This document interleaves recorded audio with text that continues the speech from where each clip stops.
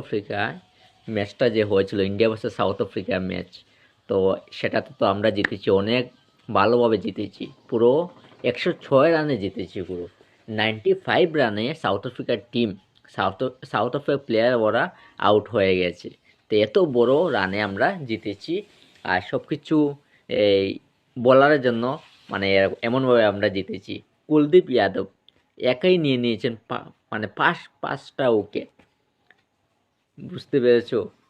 3 ওভারও বল করেননি ভালোভাবে, পাঁচ পাঁচটা উইকেট নিয়ে নিয়েছেন। অনেক ভালো বল করেছেন, আর যারা আছেন বলার ওরাও ভালো বল করেছে। এই শুধু সিরাজে উইকেটটা পায়নি, বাট বোলিং ভালো করেছে। অন্যরাও মুকেশ কুমার যে ছিল, ওরা ভালো বল করেছে।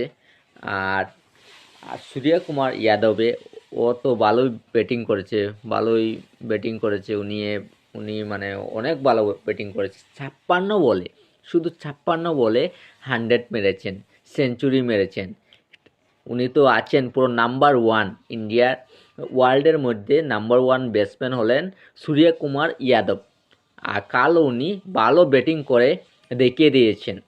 আর তাই সূর্য কুমার যাদব উনি নাম্বার 1 ব্যাটসম্যান। কাল পুরো দেখিয়ে দিয়েছেন যে কেন উনি নাম্বার 1 ব্যাটসম্যান। ওয়ার্ল্ডের নাম্বার 1 টি-20 ব্যাটসম্যান হলেন সূর্য কুমার যাদব। কাল পুরো বুঝিয়ে দিয়েছেন, পুরো সাউথ আফ্রিকা মাঠে উনি 100 মেরেছেন, মানে সেঞ্চুরি মেরেছেন টি-20-তে। ভালো খেলেন টি-20-তে, তো ওয়ানডে থেকে বেটার টি-20-তেই উনাকে সবসময় মানে জায়গা দেওয়া। আর অন্যরাও ভালো খেলেছে, বাট এটাই যে বাংলাদেশে কাল যদি আমরা হেরে যেতাম, বাংলাদেশ তো পুরো অন্যরকম হয়ে যেত।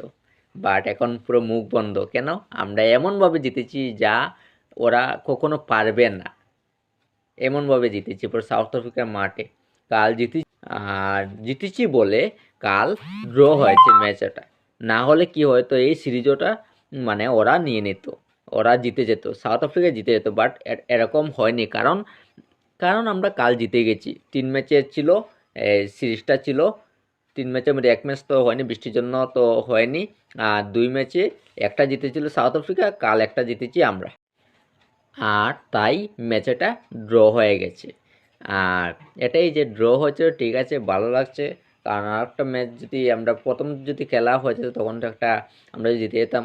তো হয়নি, এটা তো আর হয়নি। আর যাই হয়েছে, যাই খেলেছে ইন্ডিয়া ভালো খেলেছে।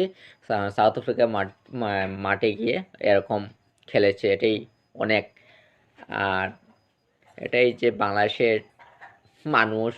ওরা তো কিছু বলতে মুখ বন্ধ পুরো, কারণ বন্ধ হয়ে গেছে। এমনভাবে জিতেছে তো হবে না, না হলে রাস্তায় এসে যেত।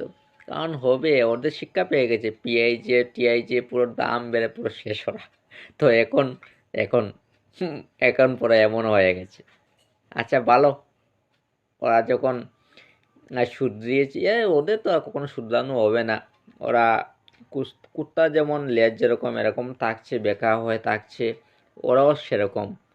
ওরা যদি একটু না একটু চান্স পেয়ে যায় তো শুরু করবে। আর আমরা কি করি, ওদের অনেক চান্স পাচ্ছি, তবুও আমরা মুখ বের করছি না, কিছু না। কারণ আমরা অমানুষ নয়।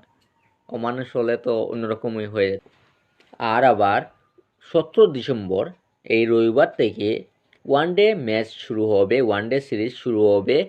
সেখানে বিরাট কোহলি, রোহিত শর্মা থাকবেন না, সেখানে কেএল রাহুল হবেন ক্যাপ্টেন। সেটা হবে 50 ওভারের ম্যাচ হবে।